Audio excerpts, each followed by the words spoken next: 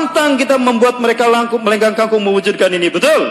Lebih baik kita mati meninggalkan dunia dalam keadaan syahid ketimbang menyaksikan kiblat kita yang pertama hancur di tangan mereka. Allahu Akbar. Saya rindu ingin kebangkitan, menyaksikan kebangkitan pemuda Indonesia. Ingat, pemuda-pemuda sekarang sudah banyak yang berhijrah, betul? Komunitas-komunitas pemuda sudah bangkit mereka. Ini isyarat kebangkitan.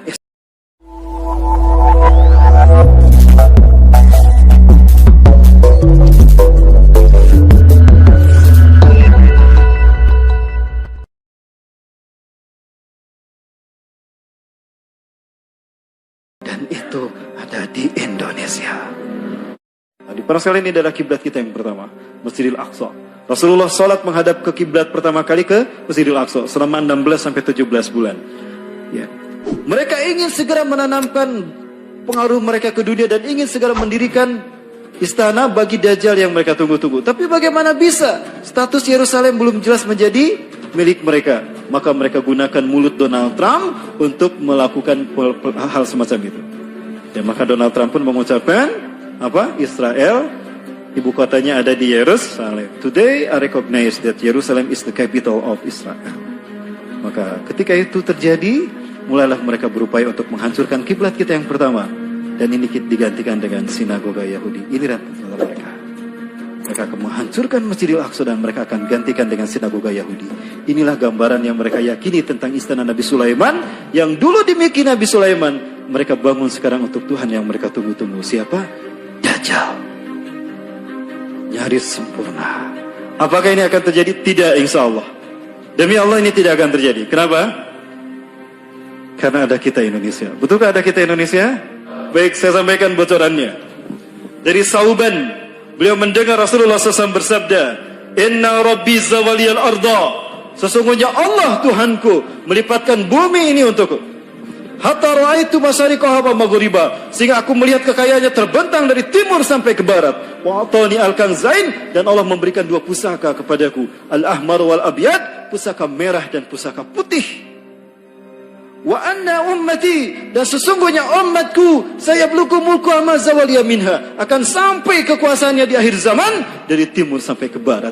Kebangkitan Islam dan berkuasanya kembali umat Islam dari timur ke barat dunia akan terjadi setelah pusaka yang berwarna merah putih ini menguasai dunia. Dan siapa kalau bukan kita Indonesia? Saya minta kepada generasi muda kita. Berbagai macam tantangan politik di tanah air kita, dipersekusinya ulama, diperkebirinya hak-hak umat Islam yang memerdekakan bangsa ini. Itulah ujian tes water dari Allah, uji kelayakan dari Allah untuk kita. Pantaskah kita memimpin dunia? Maka siapkanlah hai kalian ke para pemuda-pemudi akhir zaman.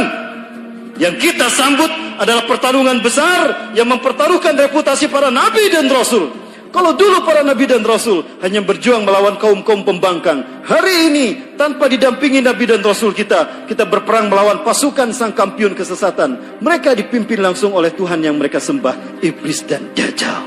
Ini adalah pertarungan paling bergengsi sepanjang pertarungan sejak peradaban dunia antara hak dan batil. Inilah yang diinginkan para nabi dan rasul. Ya Allah, tangguhkan ajal kami sampai umat Nabi Muhammad di akhir zaman. Saking inginnya mereka berjuang, saking mulianya pahala jihad di akhir zaman ini. Jangankan berjihad di jalan Allah ini, menghidupkan sunnah Rasul saja pahalanya 100 mati syahid. Betul? Man ahya sunnati inda fasadi ummati falahu ajru mi'ata syahidin. Barang siapa yang menghidupkan sunnahku, faqad ihya'u sunnah, hanya menghidupkan sunnah Rasulullah SAW, dia akan mendapatkan 100 pahala mati syahid. Asyhadu minhum, syuhada kami Rasulullah, para sahabat Anda atau syuhada mereka, bal syuhada minkum, bahkan syuhada kalian.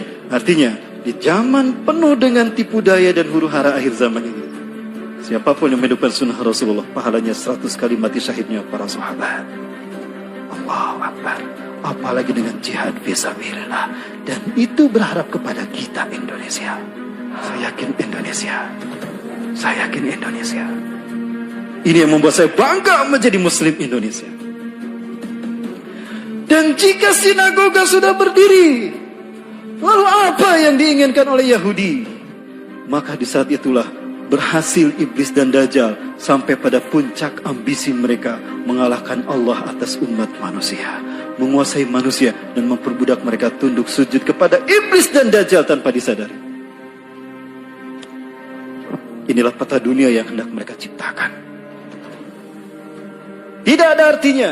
There is not mean for the New World Order without Jerusalem. And there is not mean for Jerusalem without Al-Aqsa. Ya. Dan Al-Aqsa harus dihancurkan, diganti dengan sinagoga tadi. Maka ketika itu, negara-negara yang menjadi pembuka untuk masuk ke Al-Aqsa harus mereka kuasai. Ada Muammar Gaddafi di Libya, tumbangkan Muammar Gaddafi. Sudah terjadi belum? Di Mesir ada Muhammad Mursi, tumbangkan Muhammad Mursi. Sudah terjadi belum? Di Arab Saudi. Agak berat saya membahasnya, tapi saya yakin Ustaz akan Allah bukakan siapakah pengusaha Saudi Arabia, siapa dinasti Saud sebetulnya. Saya yakin mereka bukan keturunan Arab, bahkan mereka bukan keturunan Rasulullah, tapi mereka keturunan Yahudi Irak.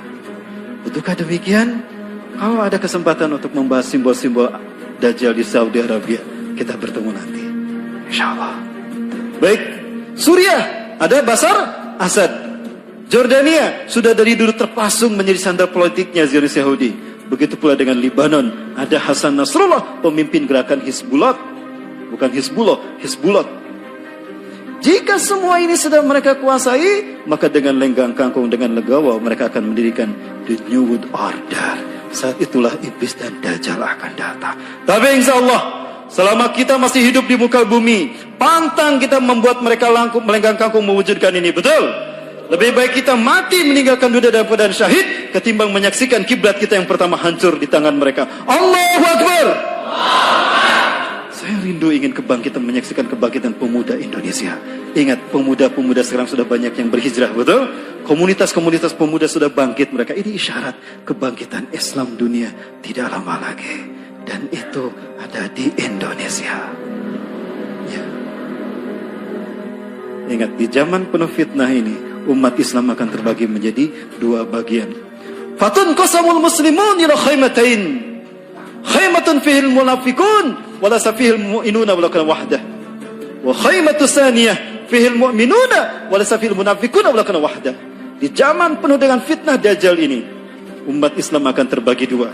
Kemah kemunafikan yang tidak ada orang beriman satupun di dalamnya, dan penah orang-orang beriman yang tidak ada orang munafik di dalamnya. Hari ini sudah mulai Allah perlihatkan bagaimana Allah menyaring orang-orang yang benar-benar beriman dengan orang-orang munafik. Betul? Sudah terlihat kan? Inilah dahsyatnya fitnah akhir zaman. Makanya Rasulullah memberikan nasihat kepada kita sebagai solusi untuk menghadapinya. Apa itu? Badiru bil a'mali sholihat. Bersegeralah kalian melakukan amal soleh.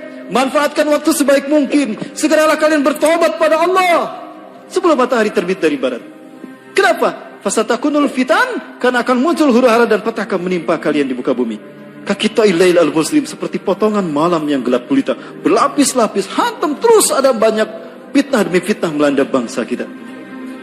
Muslim gelap, susah dicari solusinya. Akibatnya apa? Saking dahsyatnya fitnah akhir zaman ini, orang berganti akidah dalam sehari. Yusbihu rajulun mu'minan wa yumsi kafiran, wa yumsi mu'minan wa yusbihu kafiran. Paginya beriman, sorenya kafir, sorenya beriman, paginya kafir. Yabi'u dinahu bi'adni minad dunya, menjual agamanya demi harta dunia, demi pangkat, demi jabatan, demi harta dunia.